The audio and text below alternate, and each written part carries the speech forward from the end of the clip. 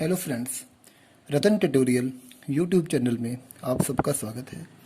जैसे कि पिछली वीडियो में हमने हेलो अल्केन हेलो अरीन की फिजिकल प्रॉपर्टी की डिस्कशन की थी, आज भी इस वीडियो में हम फिजिकल प्रॉपर्टी को ही कंटिन्यूस करेंगे। इस वीडियो में हम डायपोल मोमेंट की बात करेंगे। जैसे कि आपको पता है कि इथाइल क्लोराइड की अगर हम एग्जांपल लें तो इट इज़ हेलो अल्केन। यहाँ क्लोरीन के ऊपर पार्शली नेगेटिव चार्ज है, कार्बन के ऊपर पार्शली पॉजिटिव चार्ज है, क्योंकि क्लोरीन कार्बन से ज़्यादा इलेक्ट्रोनेगेटिव है। तो it is like a dipole. तो एक तरह से डाइपोल है और डाइपोल की डाइपोल मूवमेंट होती है। डाइपोल मूवमेंट की डायरेक्शन पॉजिटिव टू नेगेटिव होती है। डाइपोल मूवमेंट जो है वो चार्ज और डिस्टेंस मीन बॉन्ड लेंथ पर डिपेंड करती है।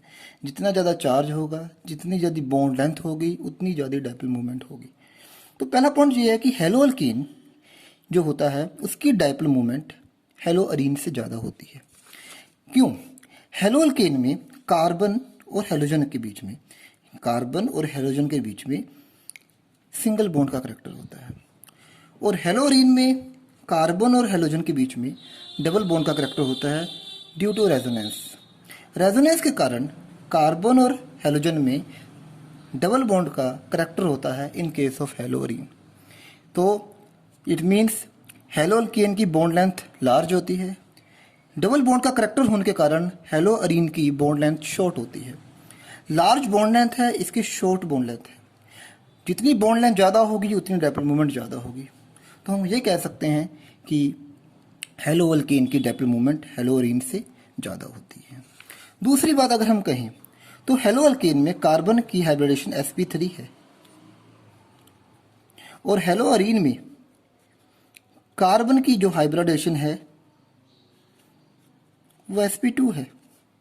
तो आपको पता है कि जितनी इस कार्बन का जो s करैक्टर है वो 25% है।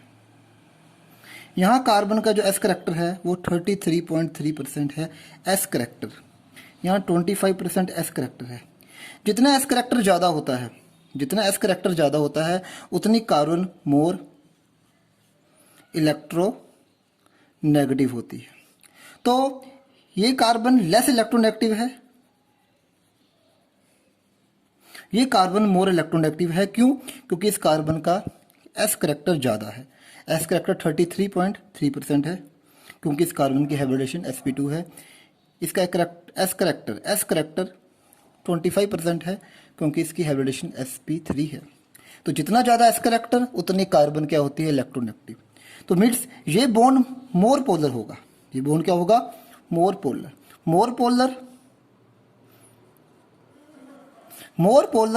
More the value of charge. ये बॉन्ड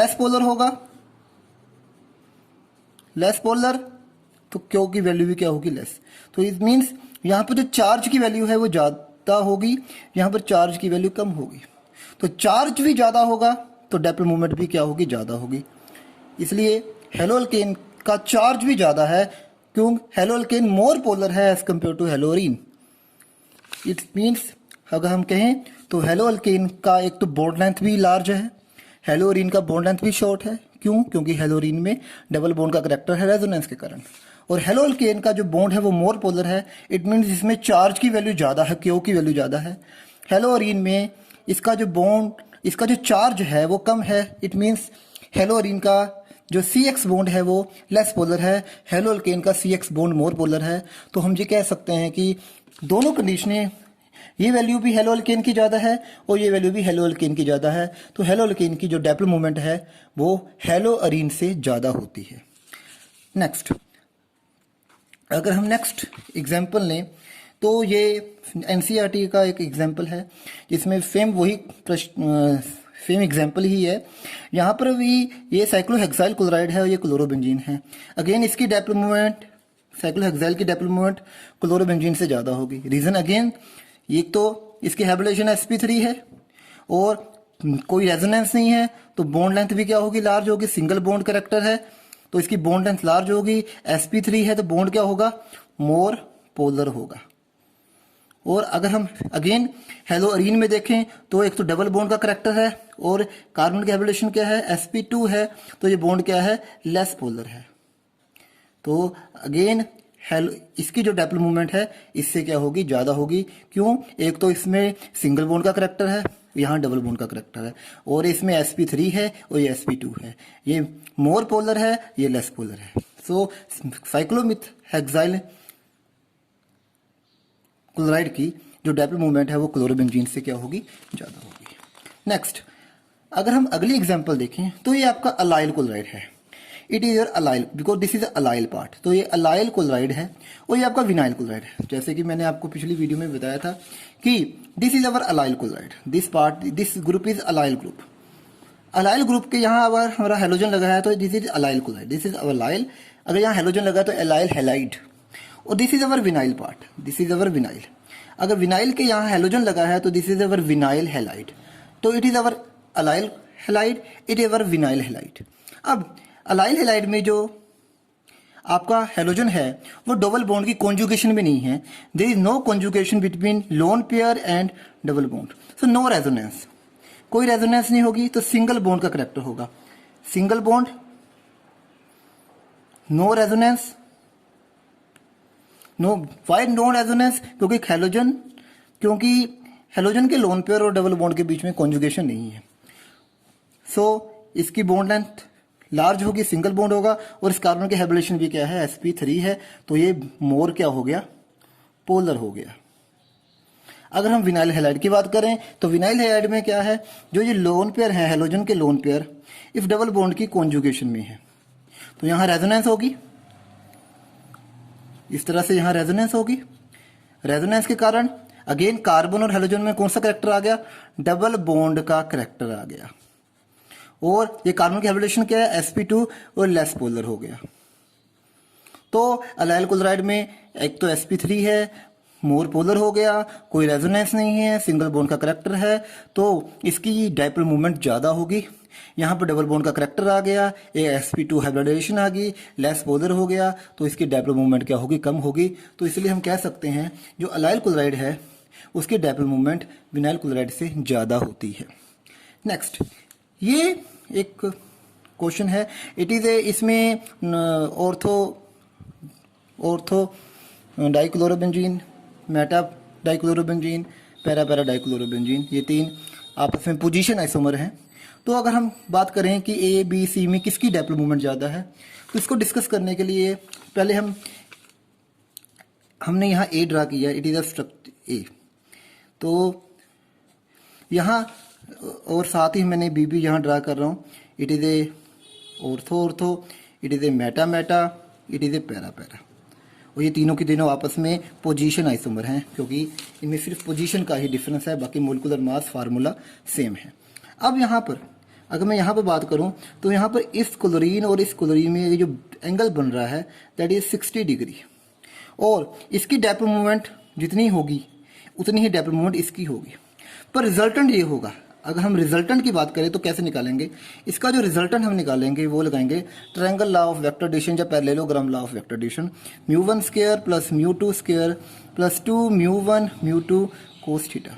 अब यहाँ पर μ1 भी म्यू है क्योंकि ये भी म्यू है, क्यों, क्योंकि ये CCl है और ये भी CCl है। अगर ये CCl है और ये भी CCl है तो आम बात है दोनों की डाइपोल मूवमेंट की वैल्यू क्या होगी, सेम होगी।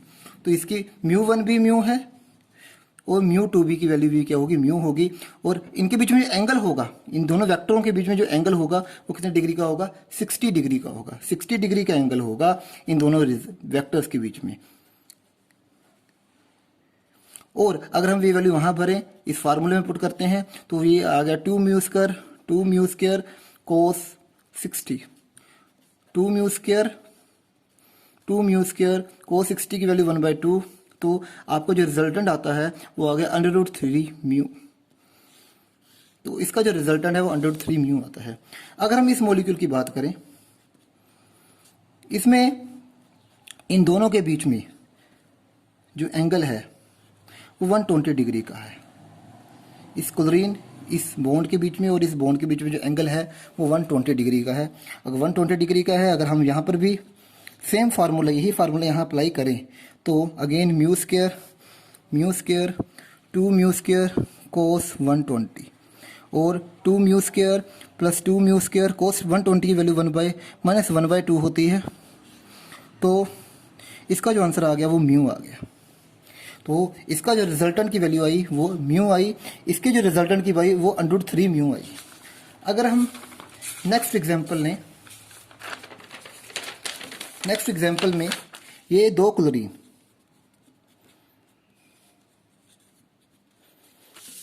ये आपस में, इनके बीच में जो आपस में का एंगल है, इन CCl बॉन्ड में जो आपस का एंगल है वो 180 डिग्री है।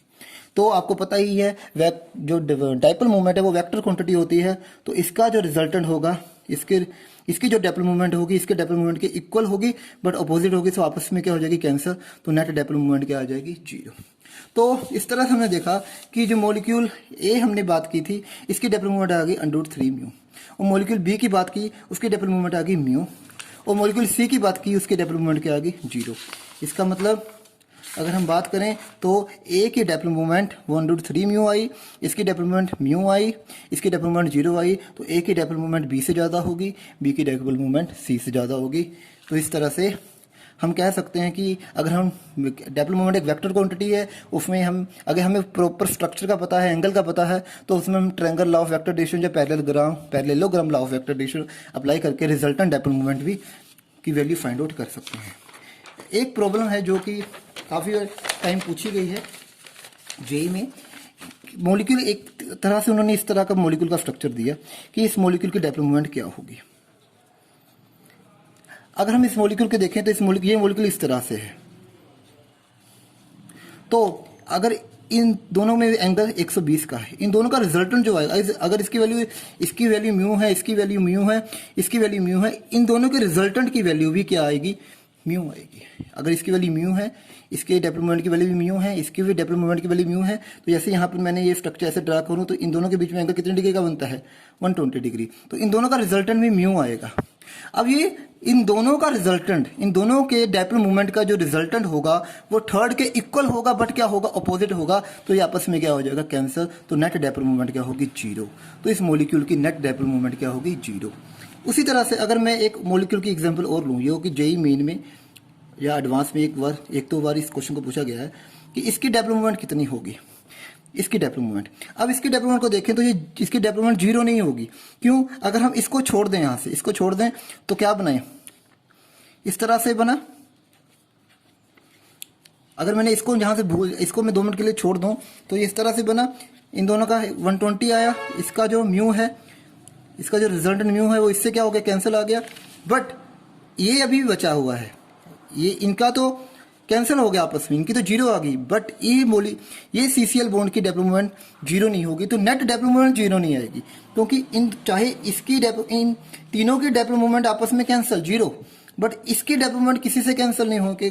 तो रिजल्टेंट जो होगा इन तीनों का 0 होगा, बट इसका रिजल्टेंट 0। तो नेट रिजल्टेंट 0 नहीं होगा, क्योंकि अभी ये CCl बॉन्ड पड़ा है, जिसके कारण नेट वैल्यू 0 नहीं आएगी। अगर हम एक और एग्जाम्पल की बात करें, अगर मैं एक मॉलिक्यूल की बात करूं, अगर यहाँ क्लोरीन लगा हो, यहाँ फ्लोरीन लगा हो, तो इसकी भी डाइपोल मोमेंट 0 नहीं होगी। क्यों, इसकी डाइपोल मोमेंट की वैल्यू μ1 होगी, इसकी μ2 होगी। और यहाँ μ1 μ2 के बराबर नहीं होगा। और आपको पता ही है क्लोरीन से ज्यादा क्या है, इलेक्ट्रोनेगेटिव। ये इलेक्ट्रॉन को अपनी तरफ ज्यादा पुश करेगा, इट इज मोर इलेक्ट्रोनेगेटिव। तो μ2 की वैल्यू जो है μ1 से क्या होगी, ज्यादा होगी। तो नेट जो आएगा वो आएगा μ2 माइनस μ1।